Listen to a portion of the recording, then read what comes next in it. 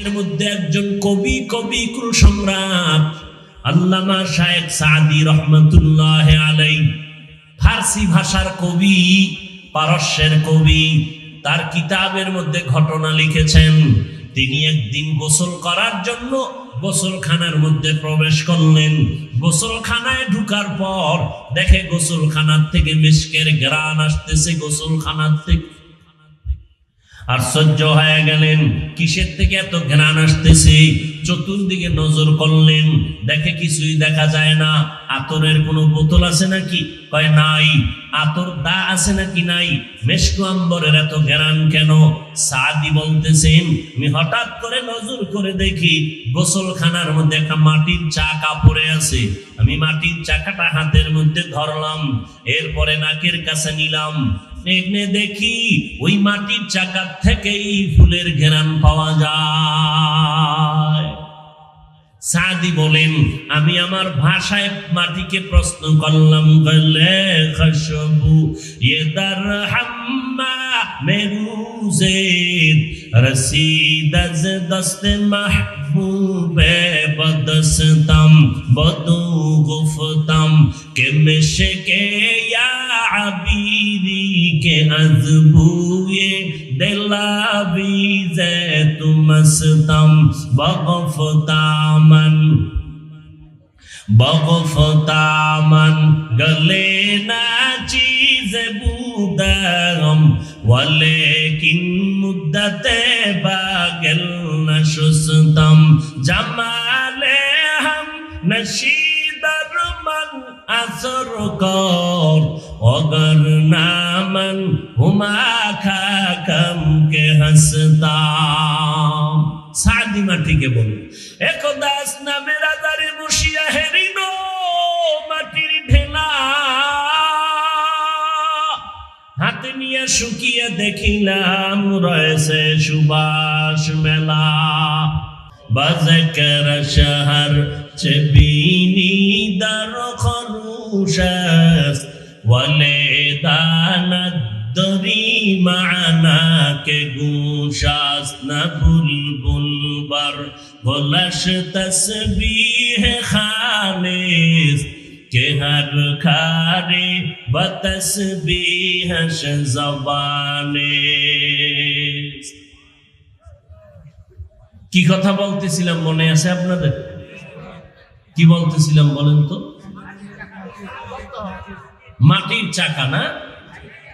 সাদি রহমাতুল্লাহ আলাইহি মাটিকে প্রশ্ন করলেন, একদাস নামের আদারে বসিয়া হেরিনো মাটির ঢেলা হাতে নিয়ে শুকিয়ে দেখিলাম রয়েছে সুবাস মেলা।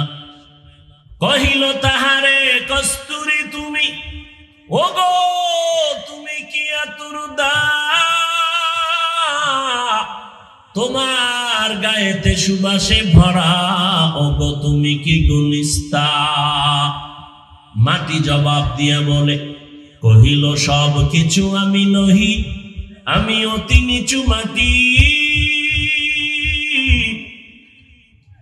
ফুলের সাথে থাকিয়া তাহার সুবাসে হইলাম খাটি। মাটি ডাক দিয়ে বলেন, ও সাদি, আমি আতর দাও না, মিশকু না, আম্বার না, আমি একটা ফুলের গাছের গোড়ায় থাকার কারণে ফুলের ঘ্রাণ আমার ভেতরে প্রবেশ করেছে। মাটি কথা বলতে পারেনি। জবাব হলো আল্লাহ বলাইলে পারে। কার কুদরত? কাদের কুদরত দারি বর কামাল, আন্তা রব্বি আন্তা হাসবি যুল জালাল, তুহি কাদের জলিলুল্লাহ জাহাদার, বহর হালে তুহি মেরা নিগাহদার। এর যুবক, সাদি সারা দুনিয়ার মানুষকে বলে, রে মানুষ, একটা ফুলের গাছের গোড়ায় মাটি থাকার কারণে মাটির মধ্যে যদি ফুলের ঘ্রাণ প্রবেশ করতে পারে, ও দুনিয়াওয়ালা, তুমি যদি একজন আল্লাহওয়ালা যারা তাকওয়ার উপরে চলে, নামাজ তাহাজ্জুদ বাদ হয় না, জিকির করে সব সময়, আল্লাহর মোহাব্বত নিয়ে চলে, এদের নেক সুহবতে যদি থাকো, তাহলে তোমার মধ্যে কেন আল্লাহওয়ালার মোহাব্বতে আল্লাহর নবীর সুন্নতের জ্ঞান আসবে না? আমি এবার নগদ একটা প্রশ্ন করি আপনাদেরকে। এতক্ষণ আপনারা যে বসলেন, ওলামায়ে কেরামের বয়ান শুনলেন, আল্লাহকে সাক্ষী রেখে বলবেন, এই যে এতক্ষণ বসছেন, এই অল্প টাইম এর মধ্যে বয়ানের মাধ্যমে অন্তরের মধ্যে কোনো কিছুর আফসুস আসছে না আসে নাই? সবাই বলেন আসছে না আসে নাই? 1.5-2 ঘন্টা বয়ানে যদি আপনাদের ওলামায়ে কেরামদের বয়ানে আপনাদের অন্তরে একটু দাগ কাটে, জীবনে করলাম কি, তাহলে যেই মানুষটা বছর বছর আপনার অন্তরে যদি 1.5-2 ঘন্টার কারণে অন্তরে দাগ কাটে, আফসুস আছে কি করলাম জীবনে, তাহলে যারা আলেমদের মজলিসে সোহবতে বছরকে বছর কাটাইবে, তারা কেন আল্লাহওয়ালা হবে না? তারা তো আল্লাহর খাস ওলি হয়ে যাবে। ও যুবক, আল্লাহর আযাবের ভয় অন্তরে যখন আসবে, তখন বান্দা আমার মাওলাকে বেজার করবে না, পাগল পারা হয়ে যাবে। দুনিয়ার সব একদিক চলে যাক, আল্লাহকে বেজার করা যাবে না। ও যুবক, আমি তোমাকে এই কথা বলি না স্কুল ছেড়ে দাও, কলেজ ছেড়ে দাও, মাদ্রাসায় যাও, একবারও না। আমি 5 কল্লি টুপি মাথায় দিয়া বলি না সবাই 5 কল্লি দাও, না হয় গুনাহ হবে, জীবনে বলি নাই, বলবো না। আমি কওমি মাদ্রাসায় লেখাপড়া করেছি, আমি আলিয়ার বিরুদ্ধে বলি না, স্কুল কলেজের বিরুদ্ধে বলি না। কওমি মাদ্রাসায় না পড়লে গুনাহ হবে, জীবনে বলি নাই, বলবো না। আমি লম্বা পোশাক পরে বয়ান করি, আজ পর্যন্ত ভিন্ন পোশাকওয়ালাদের বিরুদ্ধে বলি নাই, হিংসা করি নাই, এবং এই পোশাক না পরলে তুমি জাহান্নামে যাবা একবারও বলি নাই। আমি মানুষের পায়ে ধরে ধরে এত চিল্লাইয়া ওই সেই ঢাকা কত কষ্ট করে আসছি রে বাবা, আমার পেটে ব্যথার অনুভবটা আমি বুঝি, তুমি বুঝবা না। এত কষ্ট করে আসছি, কষ্ট করে সফর করি, খানার টাইমে খানা নাই, ঘুমের টাইমে ঘুম নাই, 12টা মাস এভাবে সারা দেশ দৌড়াচ্ছি। ফজরের পরে বয়ান, জহুরের পরে বয়ান, আসরের পরে বয়ান। ওই শিবগঞ্জওয়ালারা কয়েক মাস ফেব্রুয়ারিতে নাকি আমার নাম দিয়া দাওয়াত দিছিল, আমি রাজি ছিলাম না, জানিও না। ওই আমাদের বগুড়ার শফিক কাসিমি দামাত বারাকাতুহুম বলেছিলেন, আমি বলছি সম্ভব হবে না, ঢাকা থেকে এসে সম্ভব হবে না। অতএব ওখানে আমি না করেছিলাম, কিন্তু তারা আবেগের বশীভূত হয়ে করেছিল, আমি আর আসি নাই, পারিও না। আজকেও তারা দেখা করছেন, মাদ্রাসায় 3-4 বার গেছেন। আমি বলছি সম্ভব না, কয় হুজুর জহুরের পরেও যদি হয় একটু সময় আমাদেরকে দিবেন ওলামায়ে কেরামদের মাধ্যমে। আমি বললাম চেষ্টা করে দেখবো, যদি আল্লাহ কবুল করেন। এত কষ্ট করিয়া মানুষকে বলি না সবাই চরমনাই যাও, না গেলে গুনাহ হবে, সবাই তাবলীগ করো, না করলে গুনাহ হবে, একবারও বলি না। সারা দেশের মানুষকে আমি 2টা স্লোগান অন্তরের মধ্যে ঢুকাইতে চাই। 1 নাম্বার স্লোগান, জীবনে যতদিন বেঁচে থাকবা গোলামি করবা আমার আল্লাহর, দুনিয়াতে যতদিন বেঁচে থাকবা আদর্শ মানবা মদিনাওয়ালা নবী।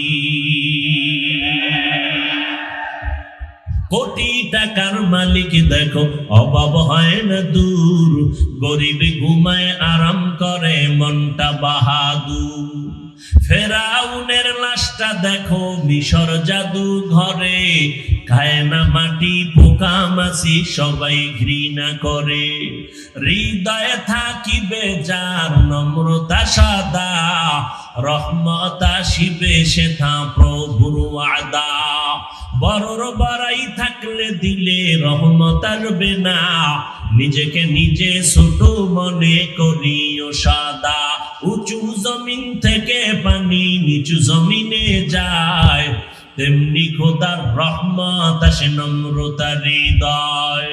ভোগবিলাসের বাড়ি গাড়ি পরে রবে সব, থাকতে সময় স্মরণ করো আল্লাহ আমার রব। আমি এই দুইটা স্লোগান অন্তরে ঢুকাইতে চাই রে যুবক, ও পর্দার আড়ালের মা বোনেরা, ও বৃদ্ধ বাবাজি, আল্লাহর মোহাব্বত নিয়ে বলতেছি রে যুবক, স্কুলে পড়ো আলহামদুলিল্লাহ, কলিজা ভরে দোয়া করি স্কুল ছাড়বা না, কলেজে পড়ো দোয়া করি পড়া ছাড়বা না, ডাক্তার হও, ইঞ্জিনিয়ার হও, সাংবাদিক হও, সাহিত্যিক হও, প্রফেসর হও, কলিজা দিয়া দোয়া করি।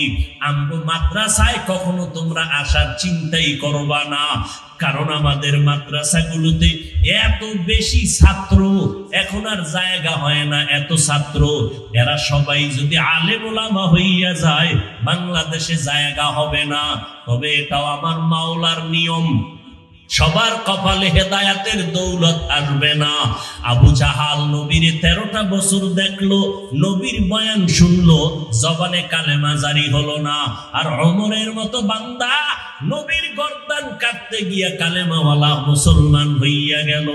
ওরে নবীর উম্মতের দল, আমার দেশে আলেমের অভাব নাই, আমার দেশে বক্তার অভাব নাই, আমার দেশে ইমামের অভাব নাই, আমার দেশে এখন অভাব হলো ডাক্তারের অভাব, আদর্শমান ইঞ্জিনিয়ারের অভাব, আদর্শমান প্রফেসরের অভাব, আমার দেশে আদর্শমান ডিসিএসপির বড় অভাব। আজ আমার সোনার বাংলার প্রত্যেকটা জেলা থানার এসপি ডিসি ওসি যদি 5 বেলার নামাজি হয়ে যাইতো, ময়দানে কোরআনের বয়ান করতে কারো অনুমতি নেওয়া লাগতো না। ঠিক কিনা বলো?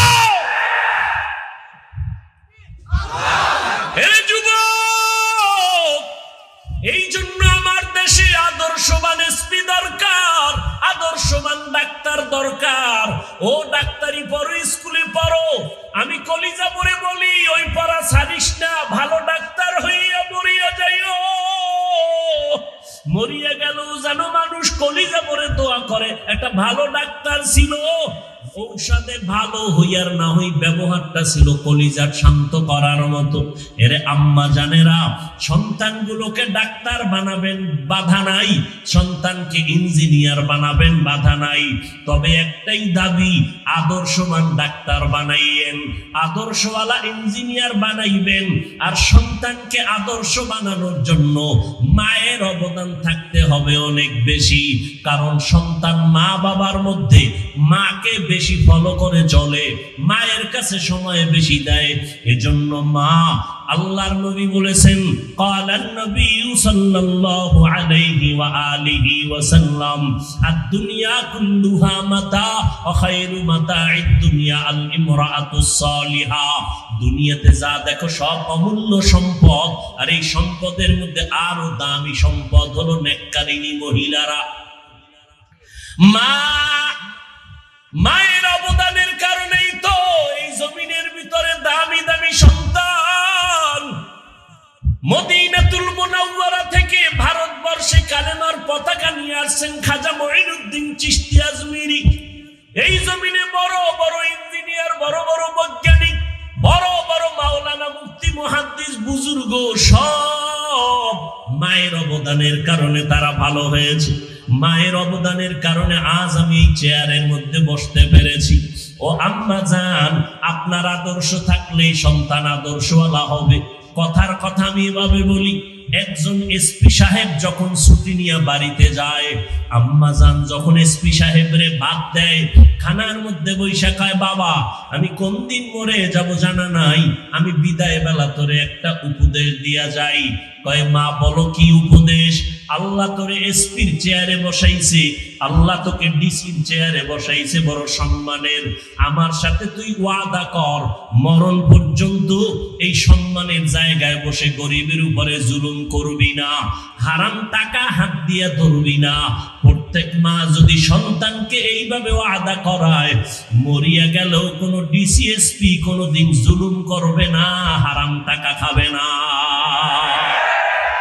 এরকম এসপি নাই, ডিসি নাই, খোঁজ নিয়ে দেখবেন, বলবে আমার আব্বা এই ওয়াদা করাইছে, মা এই ওয়াদা করাইছে।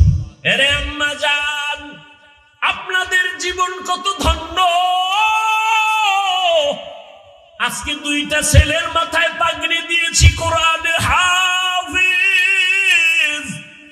ওই ছেলে দুইটার মায়ের কপাল কত ভালো, বাবার কপাল কত ভালো। ওই মা বাবার ধন্য কপাল। ও মা, আপনারা আলেমের মা, আপনারা হাফেজে কোরআনের মা, আপনারা দামি দামি সন্তানের মা, আপনারা নবীদের মা, সাহাবায়ে কেরামের মা।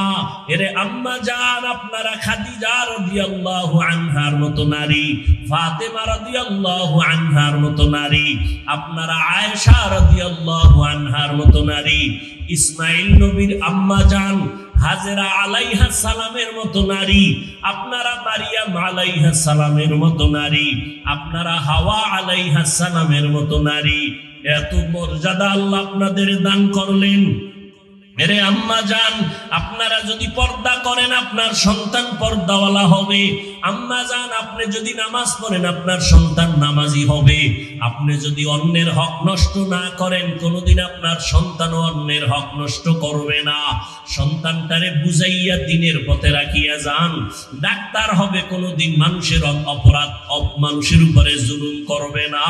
ও যুবকেরা, তুমি এইবার চিন্তা করো রে বাবা, ডাক্তারি পড়ো, ইঞ্জিনিয়ারিং পড়ো, বাধা নাই, তবে নবীর মোহাব্বতে 5 বেলার নামাজটা পড়িও।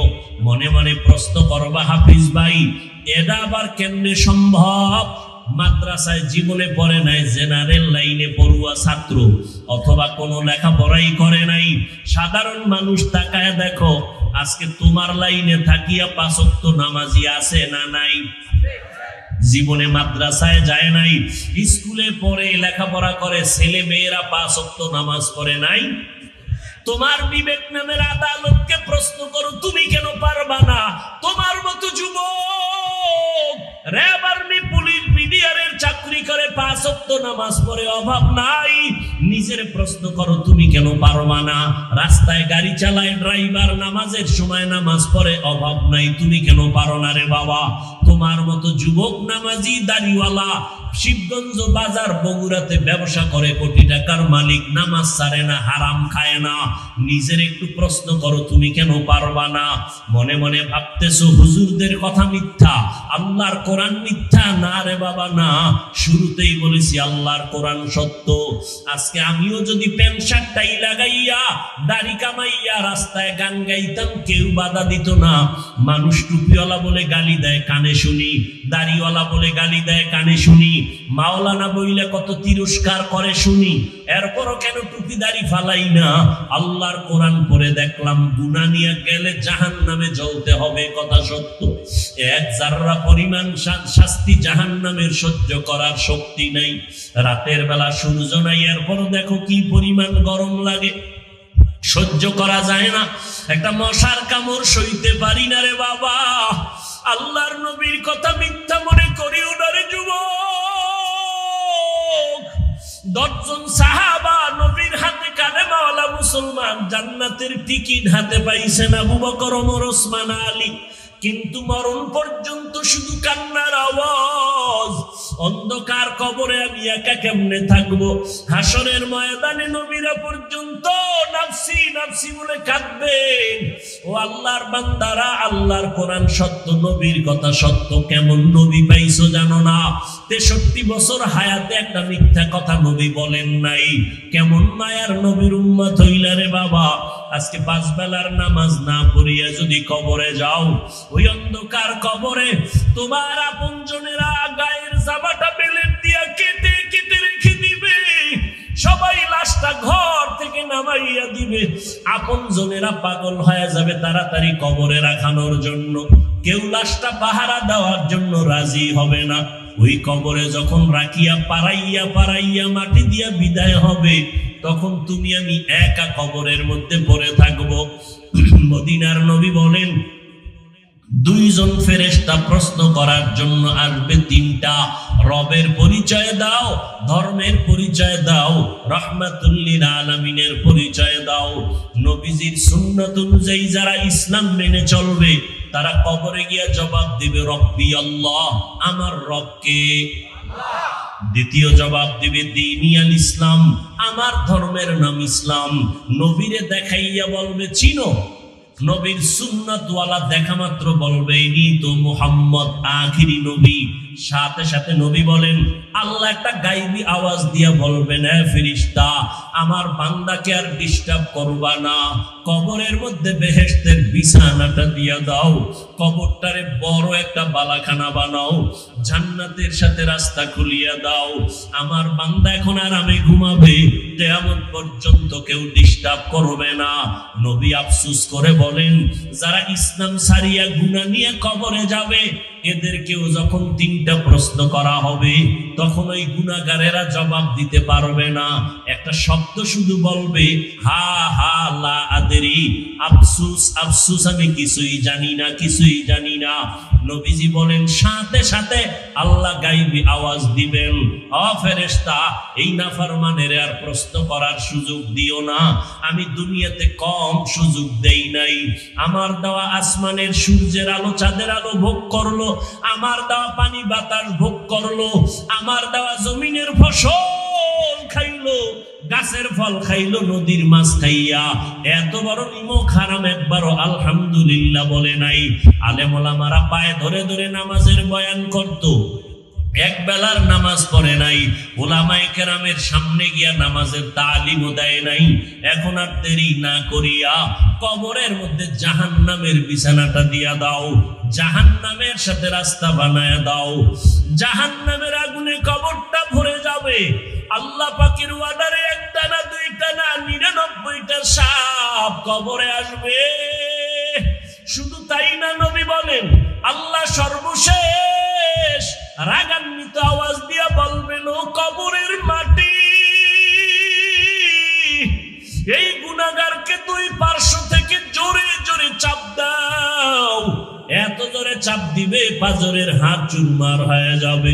চরমনায়ের জমিনে ঘুমান্ত সৈয়দ ইসহাক রাহমাতুল্লাহ আলাইহি বলতেন, ও বাবারা যদি তোমরা মনে করো কবরে কোনো আযাব হবেই না তাহলে তুমিও মুক্তি পেয়ে গেছো, আমিও মুক্তি পেয়ে গেছি, কোনো টেনশন নাই।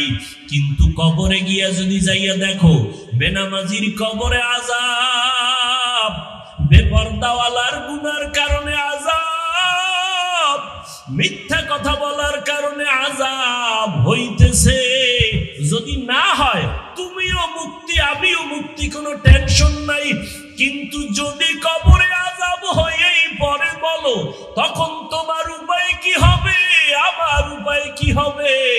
আর হবে বলিয়া তো প্রমাণ আল্লাহ হাদিসে বলছে, কোরআনেও বলেছে, আবার বাংলার জমিনে আল্লাহ মাঝে মাঝে নগদ কিছু নিদর্শনও দেখাইয়া দিছে। 30 বছর পরে কাফনের লাশ, কাফন সহ লাশ তাজা পাওয়া গেছে কবরে, সাদা কাফনে একটা দাগও লাগে নাই। বাংলাদেশের কবরের মধ্যে পাওয়া গেছে লাশ, 30 বছর পর কাফনে দাগ লাগে নাই। আবার কত কবরে দেখা গেল আগুন জ্বলে, আবার কত কবরে দেখা গেল আগুনের ধোঁয়া দেখা যায়, আবার কত কবরে দাফন করছে, গরুর গোয়াল ঘর ছিল পাশে, দাফন করিয়া সবাই চলে গেছে, গরুর দড়ি সিরিয়া পালায় গেছে। কবরের আযাব নবী বলেছেন সবাই দেখে, মানুষ আর জিনেরা দেখে না, ওই গরুতেও দেখে, কুকুরেও দেখে। কবরের আযাব দেখে ঘেউ ঘেউ করে রাত্রে চিল্লায়, গরুতে সহ্য করতে পারে না। এই বাংলার জমিনে যত লাশে আগুন দেখা গেল, কবরে ধোঁয়া, সব হলো বেনামাজির লাশ।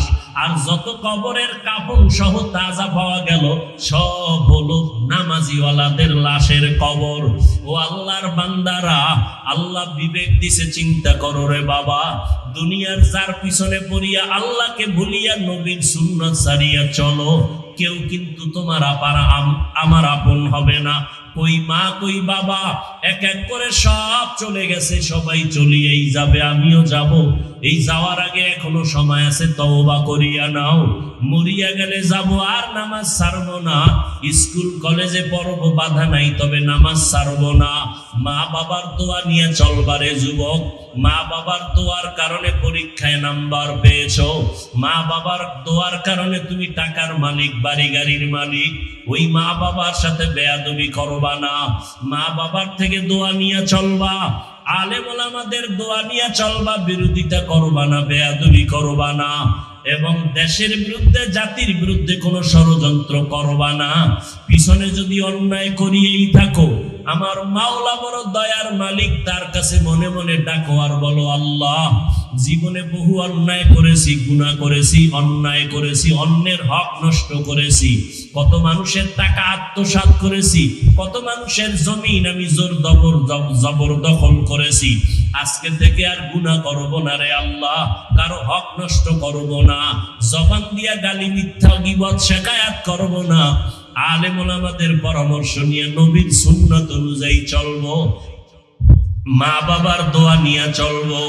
তওবা করার মতো যদি অন্তরে নিয়ে থাকে, মুনাফিকি দুর্বলতা যদি না থাকে, আল্লাহর খাঁটি মুহাব্বতে দুটো হাত আমার আল্লাহকে দেখাইয়া দাও। আয় আল্লাহ, হাতগুলো কবুল করে নেন, আমাদের তওবা কবুল করে নেন, দাড়িওয়ালা নামাজি নবীর তরিকাওয়ালা বানাইয়া দেন, ওলামায়ে কেরামের কথা মতো আমল করার তৌফিক দান করেন। আয় আল্লাহ, মা বাবার খেদমতের জন্য কবুল করে নেন, আমাদের তওবার উপরে মজবুত হইয়া চলার মতো তৌফিক দান করেন, আমিন। আলহামদুলিল্লাহি রাব্বিল আলামিন, والصلاة والسلام على سيد الأنبياء والمرسلين وعلى آله وأصحابه أجمعين يا أرحم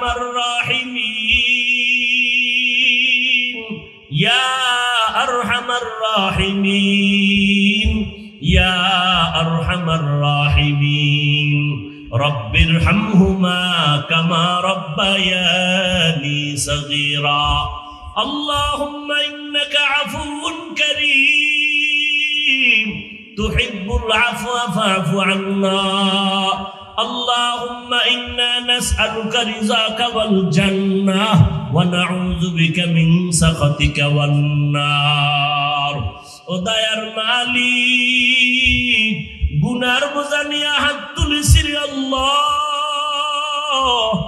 খোলা আকাশের নিচে তাকাইয়া দেখেন কত উলামায়ে কেরাম, মুরব্বি হাজী সাহেব, কত ব্যবসায়ী চাকরিজীবীরা হাত তুলেছেন। আয় আল্লাহ, পর্দার আড়ালের কত মা বোনেরা হাত তুলেছেন, আমার কলিজার যুবক ছাত্র ভাইরা হাত তুলেছেন। আয় আল্লাহ, মেহেরবানি করে আমাদের সকলের জীবন মাফ করে দেন আল্লাহ, আজকের মাহফিল কবুল করে নেন, আয়োজনকারী সহযোগিতাকারীদের কবুল করে নেন। আয় আল্লাহ, এলাকার ঘরে ঘরে শান্তি দান করেন, মা বোনদের আবেদা পর্দানিশী বানায় দেন, সন্তানগুলো নেককার বানায় দেন, সারা দুনিয়াবাসীকে মাফ করে দেন আল্লাহ, বাংলাদেশ শান্তির দেশ বানায় দেন আল্লাহ। আল্লাহ, প্রশাসনিক ভাবে যারা কাজ করে দিনের খাদেম বানায় দেন, জনপ্রতিনিধির দায়িত্ব যারা পালন করে দিনদার বানায় দেন। আল্লাহ, সবার কামাই রুজি ব্যবসায় বরকত বাড়ায় দেন, অভাবীদের অভাব দূর করে দেন, ঋণ আদায়ের ব্যবস্থা করে দেন। রব্বুল আলামিন দিলের নেক আশা পূরণ করে দেন, মাদ্রাসা কবুল করে নেন, মসজিদ কবুল করে নেন, অন্যান্য শিক্ষা প্রতিষ্ঠানগুলো নবীর আদর্শের আদলে কবুল করে নেন। আয় আল্লাহ, ঘরে ঘরে সুন্নতের বাতি জ্বালায় দেন, আমার কলিজার প্রত্যেকটা যুবকের সিনায় হেদায়েতের নূর দান করেন আল্লাহ। মোবাইলের গুনাহের থেকে হেফাজত করেন, মোবাইলের গুনাহের থেকে হেফাজত করে দেন, মোবাইলের গুনাহের থেকে বেঁচে থাকার তৌফিক দান করেন, 5 ওয়াক্ত নামাজি কোরআন পড়নেওয়ালা বানায় দেন। আল্লাহ, প্রত্যেক মা বাবাকে নেককার সন্তানের মা বাবা বানায় দেন। আল্লাহ, আদর্শ সন্তান বানায় দেন। আল্লাহ, যে যেই লাইনে লেখাপড়া করে নবীর আদর্শওয়ালা বানাইয়া দেন। আল্লাহ, দিনের নেক আশা পুরায় দেন, নবীজির সুন্নাতওয়ালা জিন্দেগি দান করেন, রওজা বাইতুল্লাহ জিয়ারতের তৌফিক দান করেন, সমস্ত প্রতিবন্ধকতা দূর করে দেন, আমাদের জান মাল হাল পরিবার ইজ্জতের হেফাজতের ব্যবস্থা করে দেন আল্লাহ। আল্লাহ চলার পথে হেফাজতের ব্যবস্থা করে দেন আল্লাহ। দিনের ন্যাক আশা পুরায় দেন। আমরা যারা হাত তুলেছি জানি না কার মা নাই, কার বাবা নাই, অন্ধকার কবর থেকে দোয়ার অপেক্ষায় আছে রে সন্তান। ওই মা বাবার চেহারাটাও কি মনে পড়ে না? ও আল্লাহ, জানি রে ময়দানে কারা ইয়তীম,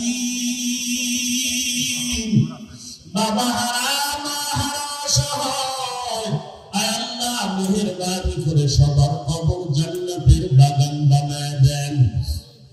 যারা বেঁচে আছে দীর্ঘ নেক হায়াত দান করেন। অসুস্থ যারা কুদরতের হাতে সুস্থতার নিয়ামত বাড়ায় দেন। আম্বিয়ায়ে কেরাম, সাহাবায়ে কেরাম, শুহাদায়ে কেরাম, আউলিয়ায়ে কেরামদের মাকাম জান্নাতে উঁচু বানায় দেন। উলামায়ে আহলে হকের বন্ধু বানায় দেন। আয় আল্লাহ, ইসলামের ব্যানারওয়ালা দুশমন থেকে হেফাজত করেন। আমাদের ঈমান আমলের শক্তি বাড়ায় দেন। বাতিলের মোকাবেলায় বিজয় দান করেন। মিথ্যা মামলায় জড়িতদেরকে কুদরতের হাতে মুক্তির ব্যবস্থা করে দেন আল্লাহ। ইজ্জতের হেফাজতের ব্যবস্থা করে দেন আল্লাহ। দিলের ন্যাক আশা পূরণ করে দেন আল্লাহ। আমার কলিজার প্রত্যেকটা যুবকের দিনের খাদেম বানায় দেন। আয় আল্লাহ, ছাত্র উস্তাদ সবাইকে কবুল করে দেন। আয় আল্লাহ, যারা যেই নিয়তে দোয়া চেয়েছেন সকলের নেক দোয়া কবুল করে দেন। আয় আল্লাহ, অনেকে দোয়া চেয়েছেন না, অসুস্থ সুস্থ করে দেন। আমাদের সবার ঘরের রোগীদেরকে সুস্থ বানায় দেন আল্লাহ। সুস্থতার নিয়ামত বাড়ায় দেন আল্লাহ। আয় আল্লাহ, মাহফিলের বরকতে এলাকার সমস্ত কবরওয়ালাদের জান্নাত দান করেন। আয় আল্লাহ, অসুস্থ যারা সুস্থ করে দেন। হায়াতের মধ্যে বরকত বাড়ায় দেন। আয় আল্লাহ, চলার পথে ইজ্জতের সাথে হেফাজত করেন। ইলম হিকমত আমলে বরকত বাড়ায় দেন। রিয়া হাসাদ ইখলাসের সাথে হেফাজত করেন আল্লাহ। সারা দুনিয়ায় নিরাপদে খেদমতের জন্য কবুল করে দেন। উলামা তুলাবা উম্মতের অন্তরে ইজ্জত মুহাব্বত রহমত বাড়ায় দেন আল্লাহ। আয় আল্লাহ, মাহফিলকে নাজাতের জরিয়া বানায় দেন। আমাদের ভুল ত্রুটি ক্ষমা করে দেন। আয় আল্লাহ, নবীজির মুহাব্বতে আমাদের সকলের দোয়া কবুল করে নেন। হাসবুনাল্লাহু ওয়া নি'মাল ওয়াকিল, নি'মাল মাওলা ওয়া নি'মান নাসির। ওয়া সাল্লাল্লাহু তাআলা আলা খায়রি খালকিহি মুহাম্মাদিন ওয়া আলা আলিহি ওয়া আসহাবিহি আজমাইন। আমিন আমিন আমিন বিরহমাতিকা ইয়া আরহামার রাহিমিন। কি কালেকশন করব?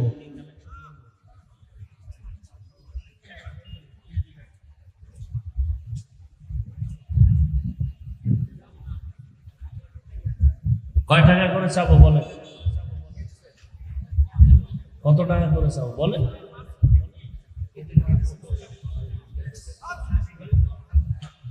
আপনারা টাকা আমার হাতে নাকি দিতে চান, এরা লেখছে। কারা কারা দিবেন টাকা নিয়ে আসেন।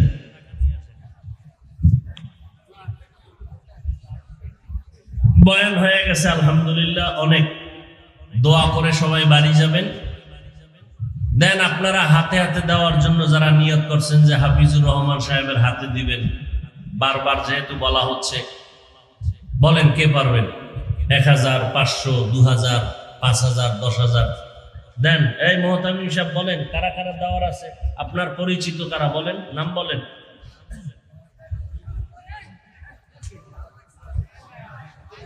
বলেন আপনারা যারা দেওয়ার আছেন বলেন। আল্লাহ তৌফিক দিলে আবার বয়ান শোনানো যাবে ইনশাআল্লাহ। আজকে আর হচ্ছে না।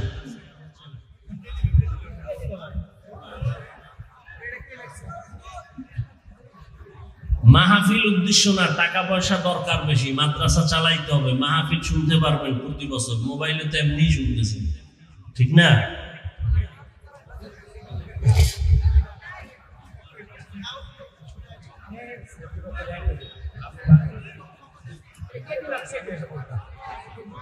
আল্লাহ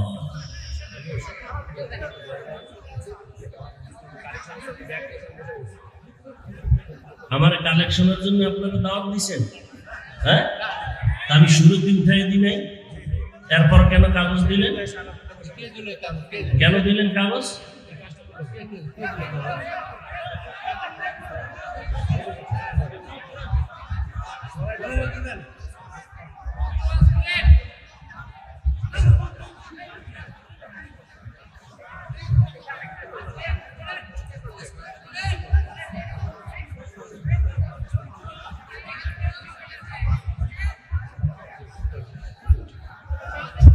এখন আর বয়ান কি করবো?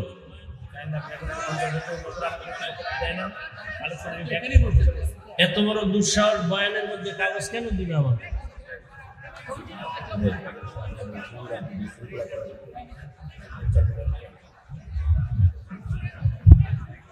বসেন, সবাই বসেন। ধৈর্য ধারণ করেছেন, আর একটু ধৈর্য ধারণ করেন। বসেন, সবাই বসেন। যারা বসা আছেন দাঁড়ানো ভাইদেরকে বসায় দেন। যুবক ভাইরা একটু বসেন, আল্লাহর রাস্তে বসেন। যুবক ভাইরা বসেন, আল্লাহর রাস্তে একটু বসেন। জিকির করেন, লা ইলাহা ইল্লাল্লাহ, লা ইলাহা ইল্লাল্লাহ, লা ইলাহা ইল্লাল্লাহ, লা ইলাহা ইল্লাল্লাহ, লা ইলাহা ইল্লাল্লাহ, লা ইলাহা ইল্লাল্লাহ, লা ইলাহা ইল্লাল্লাহ, লা ইলাহা ইল্লাল্লাহ, লা ইলাহা ইল্লাল্লাহ, লা ইলাহা ইল্লাল্লাহ, লা ইলাহা ইল্লাল্লাহ, লা ইলাহা ইল্লাল্লাহ।